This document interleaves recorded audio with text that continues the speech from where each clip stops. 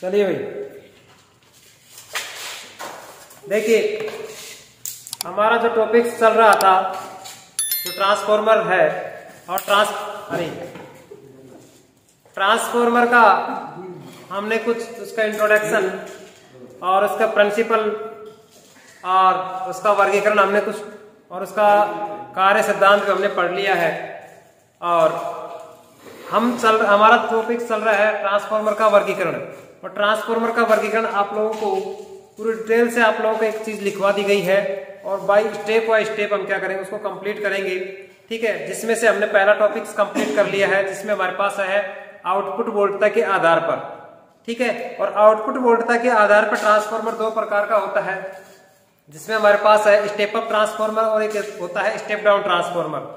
ठीक है, step up transformer किसे कहते हैं, यानी कि लो वोल्टेज को हाई वोल्टेज में परिवर्तन करना, जिसमें प्राइमरी वाइंडिंग में लपेटों की संख्या कम और सेकेंडरी में लपेटों की संख्या ज्यादा होता है। ठीक है, उसी प्रकार से हम उसे क्या कहते हैं, स्टेप अप ट्रांसफॉर्मर कहा जाता है। ठीक है, इसके आधार पर हम ट्रांसफॉर्मर के यानी कि वोल्टेज के मान को परिवर्तन किया जा सकता है, जिससे हम उसके टर्नों के आधार पर, ठीक है, यानी कि लपेटों की संख्या के आधार पर हम यानी कि वोल्टेज के मान को कम या अधिक किया जा सकता है। ठीक है, जितने लपेटों की संख्या कम होगी उतना ही वोल्टेज का मान रहेगा। ठीक है, उतने ही जितने लपेटों की संख्या ज्यादा होगी वहां पे वोल्टेज का मान भी क्या रहेगा, ज्यादा रहेगा। ठीक है, उसी प्रकार से एक होता है हमारे पास step down transformer. Step down transformer का मतलब क्या होता है कि हाई वोल्टेज को लो वोल्टेज में परिवर्तन करना। ठीक है, यानी कि लपेटों की संख्या के आधार पर, यानी प्राइमरी वोल्टेज या प्राइमरी टर्नों की संख्या ज्यादा और सेकेंडरी में लपेटों की संख्या कम होती है, उसी प्रकार से उसे हम क्या बोलते हैं, स्टेप डाउन ट्रांसफॉर्मर प्रयोग किया जाता है। स्टेप डाउन ट्रांसफॉर्मर का मतलब जैसे हमारे पास जो डिस्ट्रीब्यूशन ट्रांसफॉर्मर होता है, जहां पे अपने घरों के अंदर जो ट्रांसफॉर्मर लगा हुआ होता है वहां पे इसका प्रयोग किया जाता है, जिसके संयोजन कनेक्शन होते हैं इसकी प्राइमरी डेल्टा में और सेकेंडरी स्टार में होती है। इसमें हम उसका कहने का मतलब यहाँ पे ये है कि जिसको हम 3 तार देते हैं और आउटपुट में 4 तार 3 फेज सप्लाई प्राप्त करते हैं। ठीक है, उसी प्रकार से जैसे हमारे पास टर्नों के या टर्न रेशियो की बात की थी, यहाँ पे सेकेंडरी वाइंडिंग तथा प्राइमरी वाइंडिंग के लपेटों की संख्या को क्या कहते हैं हम टर्न रेशियो कहा जाता है। ठीक है, उसी प्रकार से उसकी हमें ईएमएफ समीकरण पढ़ा है, यानी कि जो 4.445 FN होता है, इस जिसमें प्राइमरी और सेकेंडरी जो टर्न होते हैं उसके आधार पर उसके वोल्टेज के मान को हम आराम से उसको परिवर्तन किया जा सकता है। ठीक है, तो आज का जो टॉपिक्स रहेगा हमारे पास, जो पहला था हमारे पास आउटपुट वोल्टता के आधार पर, दूसरा है आज कोर की संरचना के आधार पर। ठीक है, अब कोर की संरचना के आधार पर अगर हम बात करते हैं तो कोर की संरचना किसे कहते हैं, कि जैसे आप लोगों को देखा है कि जैसे प्राइमरी और सेकेंडरी जो कोर होती है, जो वाइंडिंग स्थापित की जाती है, जिसमें प्राइमरी और सेकेंडरी वाइंडिंग क्लियर कर रहे हैं, जो इस कोर के ऊपर स्थापित होती है और इसकी जो आकृति होती है और EIU आकार की प्रकार की होती है। ठीक है, आप लोगों ने छोटा स्टेबलाइजर देखा है, उसमें आप लोगों ने एक छोटी सी पत्तियां निकाल के देखी है ना, उसमें E और I और U आकार का होता है। ठीक है, लेकिन इसके अंदर क्या होता है, एक लैमिनेटेड सिलिकॉन स्टील होता है। किसकी बनी होती है, लैमिनेटेड सिलिकॉन स्टील की होती है। वो क्यों होती है, क्योंकि जब उसका जो एडी करंट लॉसेस को दूर किया जाता है, ठीक है, और इसकी जो मोटाई होती है 0.35 से यानी 0.35 से 0.5 mm के बीच में होती है। ठीक है, यानी कि उसकी मोटाई को कम या अधिक करने का मतलब यहाँ पे एक लॉसेस, दोनों लॉसेस को दूर किया जा सकता है, जिसमें हमारे पास एडी करंट लॉसेस और हिस्टेरेसिस लॉसेस को दूर किया जा सकता है। ठीक है, तो ये हमारे पास कोर के आधार पर होता है। लेकिन बात यहाँ पे आती है, कोर भी हमारे पास 3 प्रकार के होते हैं, जिसमें हमारे पास कोर की संरचना के कोर के आधार पर, सेल के आधार पर और बेरी के आधार पर। सेल आकार का जो ट्रांसफॉर्मर होता है, जिसके ऊपर 2 लिंब बनी हुई होती है, जिसमें चुंबकीय लीकेज का मान अधिक होता है।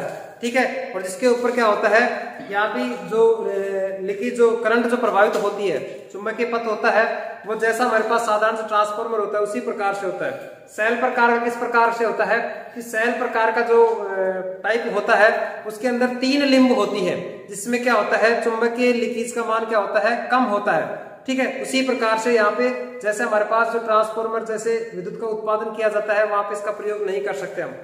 ठीक है, इस प्रकार से हम उसकी जो डिजाइनिंग होती है वो सरल होती है, जिसमें हमारे पास एक दूसरे के ऊपर वाइंडिंग क्या होती है, ऊपर नीचे होती है।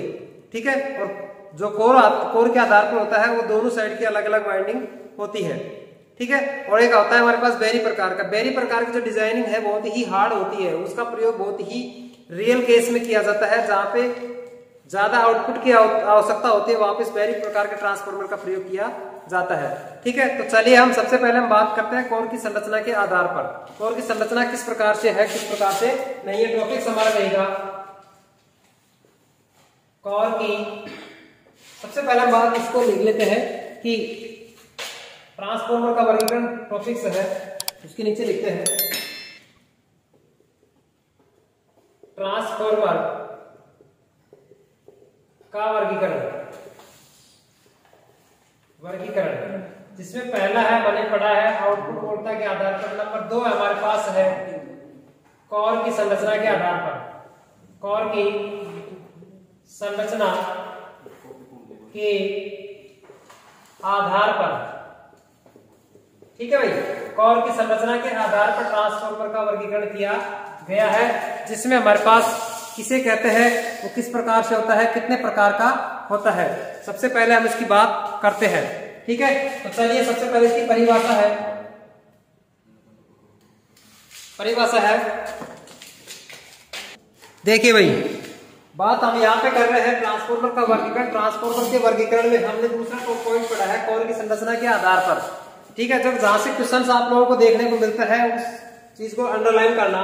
तो जैसे पहले हमने पढ़ा है, पहला था हमारे पास आउटपुट वोल्टता के आधार पर, आउटपुट वोल्टता के आधार पर, आउटपुट वोल्टता के आधार पर पहला था हमारे पास स्टेप अप ट्रांसफार्मर और दूसरा था हमारे पास स्टेप डाउन ट्रांसफार्मर। ठीक है भाई, तो ये हमने पढ़ लिया है, कंप्लीट कर लिया, इसको मुख्यायक और अपचायक ट्रांसफार्मर बोलते हैं। ठीक है, अब बात हम करते हैं कोर की संरचना के आधार पर। कोर की संरचना के आधार पर उसका स्ट्रक्चर, उसका इंट्रोडक्शन किस प्रकार से है, जहां से आप लोगों को क्वेश्चन देखने को मिला है। ठीक है, हर बार क्वेश्चन इसमें आईटीआई के अंदर भी मान लो आप कंपटीशन का एग्जाम होता है, उसमें भी आप लोगों को क्वेश्चन देखने को मिलता है। तो चलिए हम सबसे पहले बात करते हैं यहाँ पे ट्रांसफार्मर में प्राइमरी वाइंडिंग द्वारा स्थापित चुंबकीय क्षेत्र, चुंबकीय परिपथ को पूर्ण तथा सघन रखने के लिए लोहा कोर का प्रयोग किया जाता है। जैसे आपका जो वाइंडिंग स्थापित की जाती है वो हमारे पास किस प्रकार की होती है, लोहा कोर की होती है। किस प्रकार की होती है, लोहा कोर की स्टंपिंग्स होती है, उसके ऊपर दोनों वाइंडिंग स्थापित की जाती है। ठीक है, तो बात हम यहाँ पे करते हैं कि किस प्रकार की होती है। ये कोर ई, आई, यू और एल आदि प्रकार की होती है। ये किसी भी प्रकार की हो सकती है, जिसमें ई, आई, यू, एल, एफ किसी भी प्रकार की हो सकती है, जो हमारे पास स्टैम्पिंग्स बनाई जाती है। ठीक है, नेक्स्ट है हमारे पास इनमें एडी करंट तथा हिस्टेरेसिस हानियां बहुत अधिक होती है। दोनों लॉसेस हैं वो सबसे ज्यादा पाए जाते हैं, और ये चीजें लॉसेस आपको अगले क्लास में आप लोगों को करवाएंगे। दोनों लॉसेस किस प्रकार से होते हैं, इसको दूर किस प्रकार से किया जाता है, लेकिन इसके अंदर इस ट्रांसफार्मर के अंदर दोनों लॉसेस पाए जाते हैं। ठीक है, दूसरी बात हम यहाँ पे एक चीज देख लेते हैं कि जो हमारे पास आपने पढ़ा है कि एडी करंट जो लॉसेस होता है, एडी करंट लॉसेस भी 2 प्रकार का होता है। Sorry, eddy current losses only एक ही प्रकार का होता है, जिसमें हमारे पास इस प्रकार से हम कह सकते हैं कि जैसे एडी करंट लॉसेस और एक हिस्टेरेसिस लॉसेस होता है। ये इसका दोनों भाग किसके होते हैं, आयरन लॉसेस के होते हैं, लोहा हानियों के होते हैं। ठीक है, आयरन लॉसेस के। ठीक है, एक हमारे पास होता है copper losses. Copper losses only हमारे पास एक ही प्रकार का लॉसेस होता है, जो आई स्क्वायर आर के रूप में इसको डिनोट किया जाता है। ठीक है, नेक्स्ट हमारे पास आता है कि इन दोनों प्रकार की क्षतियों को कम करने के लिए लैमिनेटेड सिलिकॉन स्टील कोर का प्रयोग किया जाता है। जो आपने एडी करंट और हिस्टेरेसिस लॉसेस होता है उसको दूर किस प्रकार से करते हैं, और जो आपने लोहा कोर लगा रहे हो ना, इसको हम किस प्रकार से लेपित करते हैं, लैमिनेटेड सिलिकॉन स्टील से लेपित किया जाता है। क्यों करते हैं कि जो ये दोनों लॉसेस होते हैं, एडी करंट और हिस्टेरेसिस लॉसेस, दोनों को दूर करने के लिए हम सिलिकॉन स्टील जो लैमिनेटेड होता है उसी का प्रयोग किया जाता है। यहां से क्वेश्चन आया हुआ है, ये क्वेश्चन आया हुआ है। नेक्स्ट हमारे पास आता है, इसके निर्माण के लिए लोहा में 3.8% से 4.5% तक सिलिकॉन मिश्रित की जाती है।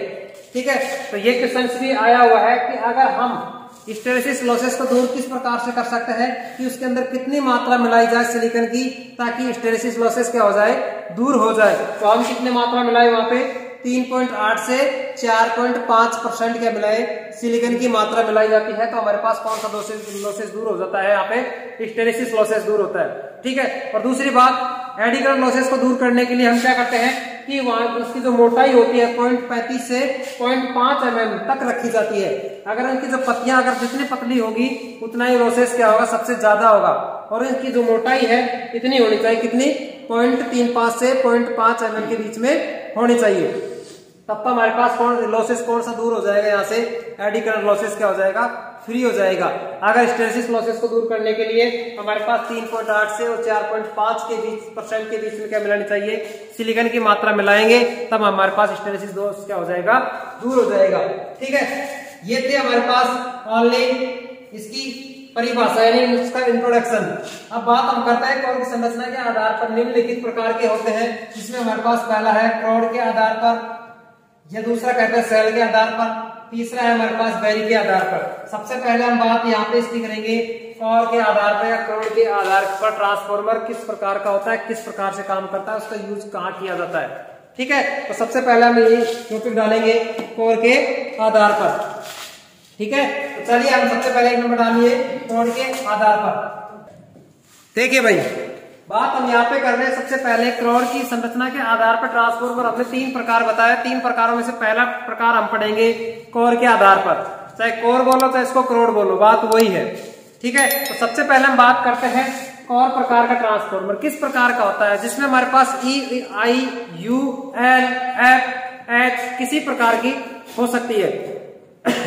इसके अंदर क्या होता है कि कोर होती है, उन दोनों कोरों के ऊपर अलग अलग वाइंडिंग स्थापित होती है, जिसमें प्राइमरी वाइंडिंग और सेकेंडरी वाइंडिंग होती है।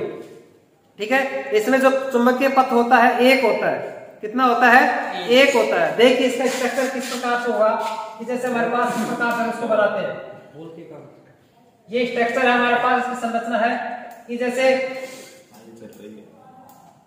ये हमने बनाया। ठीक है। तो इस प्रकार का जो ट्रांसफार्मर होता है इसका प्रयोग हम हाई वोल्टेज के लिए करते हैं और कम पावर के लिए करते हैं, ध्यान रखना। ठीक है। ये हमने वाइंडिंग लगाई, ये वाइंडिंग हमने बनाई। ठीक है। इस प्रकार की वाइंडिंग हमने सेकेंडरी दर्जे दी दूसरे कोर के ऊपर। ठीक है। एक वाइंडिंग हमारे पास ये रही और दूसरी वाइंडिंग ये रही। ठीक है भाई। आप देखिए यहां से हम बात करते हैं कि ये हमारे पास क्या है, V1, और इसी को हम क्या बोल सकते हैं, E1 बोल सकते हैं ना। और ये हमारे पास कौन सी होगी, यहाँ पे प्राइमरी वाइंडिंग होगी। और ये हमारे पास कौन सा है, V2 और E2। ठीक है। इसको हम बोलते हैं सेकेंडरी वाइंडिंग। कौन सी बोलते हैं इसको, सेकेंडरी वाइंडिंग बोलते हैं। ठीक है। और ये हमारे पास इसका चुंबकीय पथ हो गया, इसको हम फ्लक्स बोलते हैं। क्या बोलते हैं इसको, फ्लक्स बोलते हैं। तो हम कह सकते हैं कि इस वाइंडिंग का इस प्रकार के ट्रांसफार्मर में या इस प्रकार की कोर में एक चुंबकीय पथ होता है, चुंबकीय पथ होता है। और ये कह सकते हैं इस कोर में 2 लिंब होती है, 2 लिंब होती है। एक लिंब पर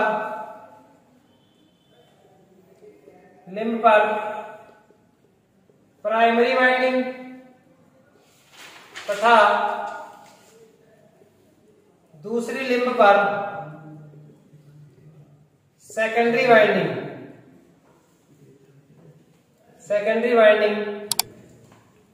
स्थापित की जाती है।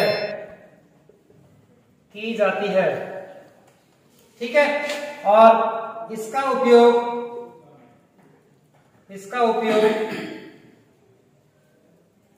अधिक वोल्टता तथा कम शक्ति के लिए किया जाता है, कम शक्ति के लिए किया जाता है। ठीक है। यानी कि इसका उपयोग हम कहा करते हैं कि अधिक वोल्टता यानी कि अधिक वोल्टेज और कम पावर के लिए इसका प्रयोग किया जाता है। इसमें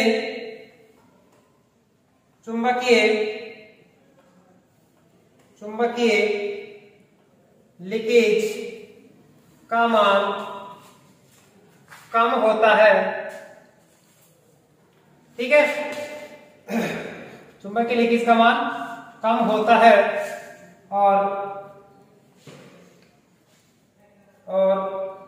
दोनों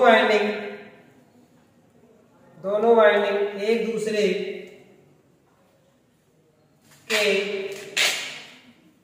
चुंबकीय प्रकार से संयोजित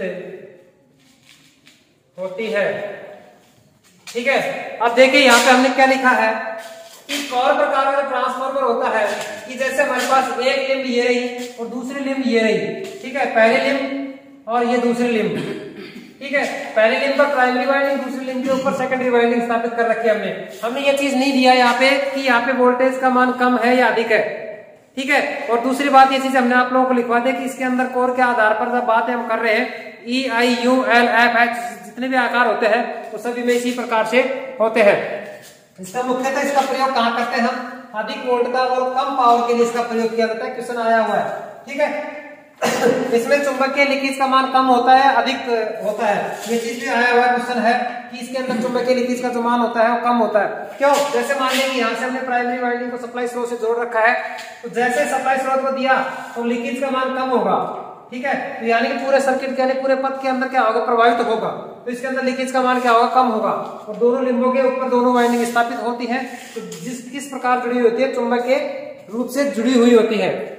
ठीक है ना, तो इसका प्रयोग कहाँ करते हैं? इसका किस प्रकार से काम करता है? तो ये हमारे पास कोर प्रकार का ट्रांसफार्मर होता है।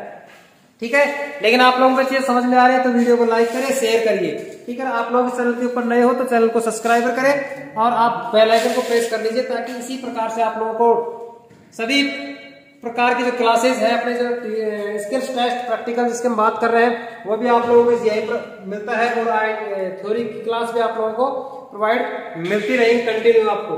ठीक है, चलिए तो फटाफट इसको उतार लीजिए। ठीक है भाई, तो आप लोगों ने उतार लिया तो चलते हैं नेक्स्ट टॉपिक्स की नंबर 2 यानी कि सेल प्रकार का। ठीक है भाई, सेल प्रकार की बात हम करेंगे।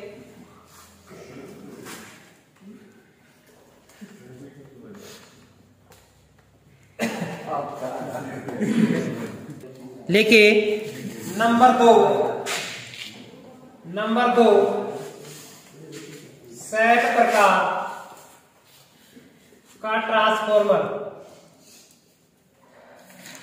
सेल प्रकार का ट्रांसफार्मर।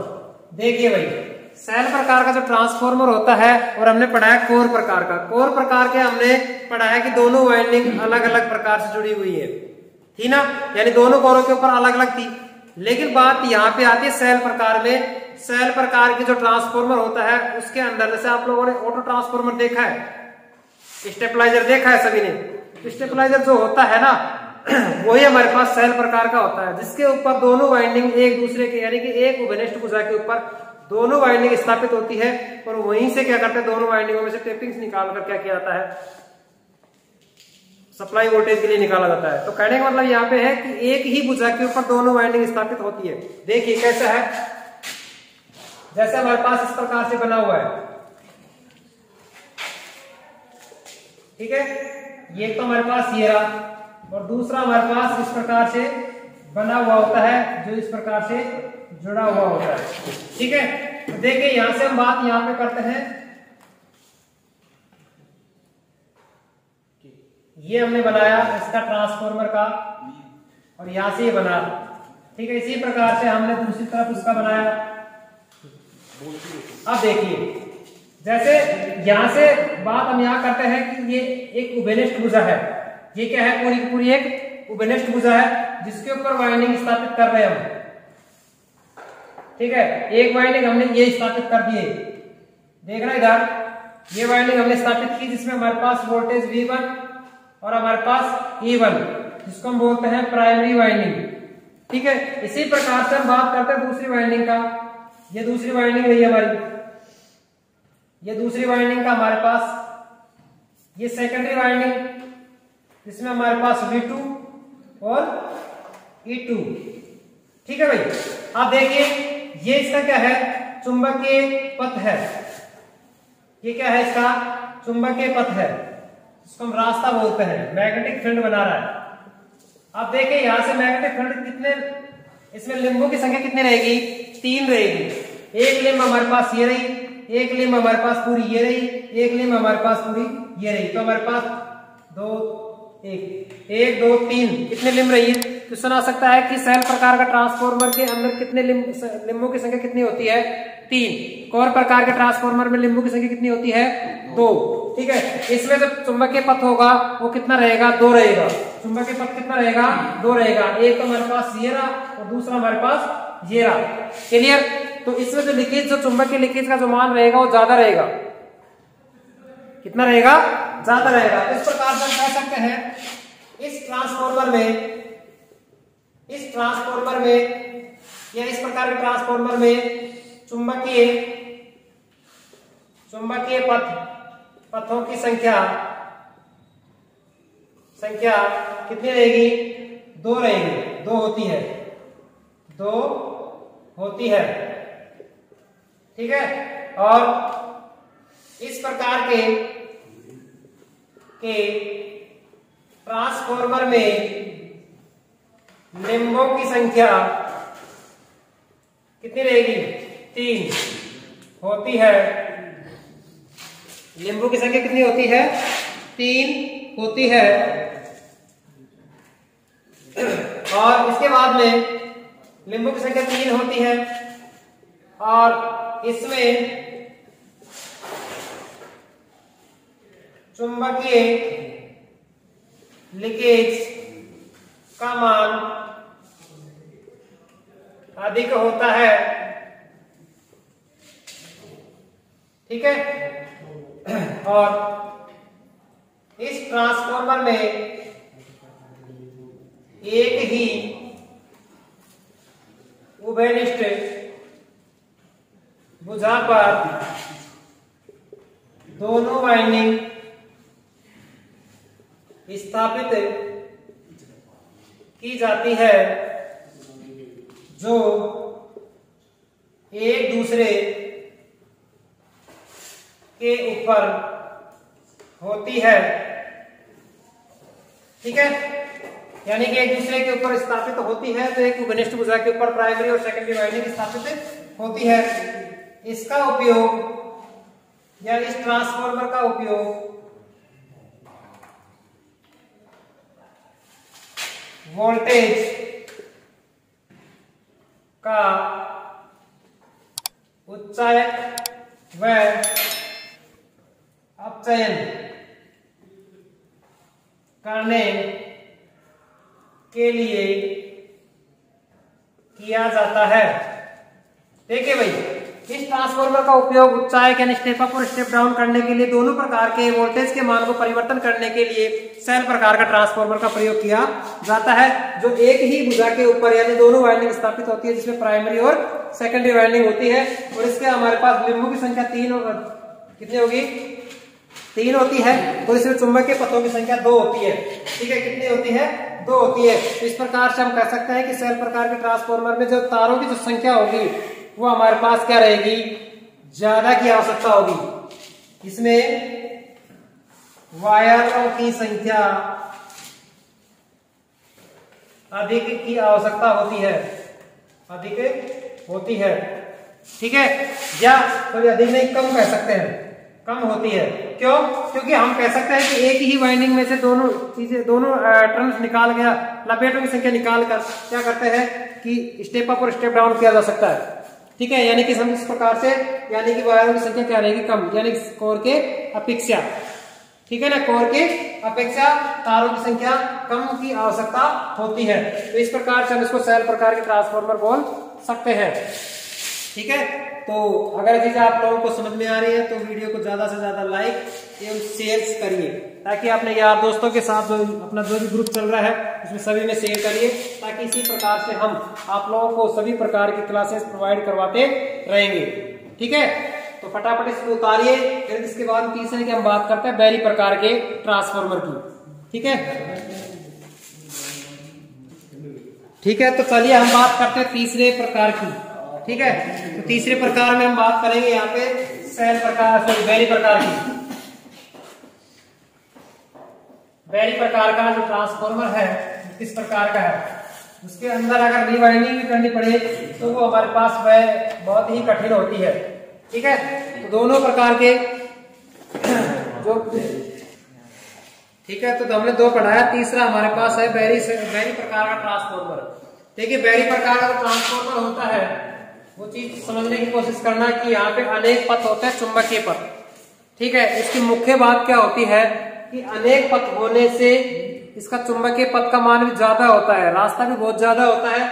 अगर जिस दिन ये ट्रांसफॉर्मर अगर जल जाता है तो इस ट्रांसफॉर्मर की रीवाइंडिंग करने के लिए बहुत ही संतोषजनक नहीं कर सके या कठिनाई से किया जाता है, ठीक है। जैसे मान लो बाकी के जो हमने कोर और सेल प्रकार के ट्रांसफॉर्मर किए हैं उनमें से इनकी अपेक्षा इसकी वायरिंग करना बहुत ही कठिन होता है, ठीक है। इसका प्रयोग हम एक रियल केस के अंदर किया जाता है जहां पे ट्रांसफॉर्मर का वोल्टेज बहुत ज्यादा की आवश्यकता होती है, वहां पे इसका प्रयोग किया जाता है, ठीक है। इसको हम बोलते हैं बेरी प्रकार का। लेकिन आज तक ये हमने बहुत ही ऐसे कोई जगह कोई प्रयोग नहीं किया हमने, ठीक है, कहीं पर भी नहीं किया गया। लेकिन ज्यादा दो प्रकार के ट्रांसफॉर्मर हमने प्रयोग करते हैं, सेल और कोर प्रकार के, ठीक है। तो सेल और कोर प्रकार को ज्यादा इंपॉर्टेंट माना जाता है, इसमें बेरी को नहीं मानते, ठीक है। तो सबसे पहले हम बात यहीं पे करते हैं कि बेरी प्रकार का ट्रांसफॉर्मर में विशेष प्रकार का प्रयोग ट्रांसफॉर्मर होता है। बेरी प्रकार का ट्रांसफॉर्मर एक विशेष प्रकार का ट्रांसफॉर्मर होता है जिसे बेरी प्रकार ट्रांसफॉर्मर कहते हैं, ट्रांसफॉर्मर कहलाता है, ठीक है। बात हम दूसरी यहां पे करते हैं, दूसरी हम करते हैं, ठीक है भाई। तो बात हम यहाँ पे कर रहे हैं तीसरे बेरी प्रकार का ट्रांसफॉर्मर जो आप लोगों के सामने है, ठीक है। किस प्रकार का स्ट्रक्चर होता है इसका, किस प्रकार से नहीं होता है, तो इसकी जो इंट्रोडक्शन है उस चीज को समझिए कि बेरी प्रकार का ट्रांसफॉर्मर एक विशेष प्रकार का ट्रांसफॉर्मर होता है जिसे बेरी प्रकार ट्रांसफॉर्मर कहलाता है। एक विशेष प्रकार का ट्रांसफॉर्मर होता है जिसे हम क्या बोलते हैं, उसको बेरी प्रकार का ट्रांसफॉर्मर बोला जाता है। इसमें कई आयताकार फ्रेम होते हैं जैसे इसमें बने हुए हैं, ठीक है। इस प्रकार के कई आयताकार फ्रेम होते हैं, सभी फ्रेमों की एक भुजा मुख्य कोर के मध्य से गुजरती है। देखिए यहाँ से एक भुजा यानी पट्टे के मुख्य कोर से क्या कर रही है, गुजर रही है यहाँ से। ये हम कह सकते हैं कि एक भुजा मुख्य कोर के मध्य से गुजरती है। मुख्य कोर पर प्राइमरी वाइंडिंग तथा उसके ऊपर सेकेंडरी वाइंडिंग स्थापित की जाती है, यानी कि एक कोर के ऊपर दूसरी कोर आपस में दूसरे के क्या ऊपर नीचे वाइंडिंग स्थापित होती है, उसे हम बोलते हैं बेरी प्रकार का। कोर में अनेक चुंबकीय मार्ग होते हैं, जैसे एक मार्ग ये रहा, दूसरा ये रहा, तीसरा ये रहा, चौथा ये रहा। इस सर्किट के अंदर बहुत ज्यादा इसके चुंबकीय मार्ग है, पथ है, और इसे ज्यादा होने के कारण से इसके अंदर चुंबकीय जो मार्ग अधिक होने से इसकी चुंबकीय लीकेज का जो मान होता है वो कैसा होता है, न्यूनतम होता है, ठीक है। अनेक पथ होने के कारण से इसका जो लीकेज का जो मान है वो कैसा रहता है, न्यूनतम होता है। ये क्वेश्चन आया हुआ है, ठीक है, स्टार लगा लीजिए इसको।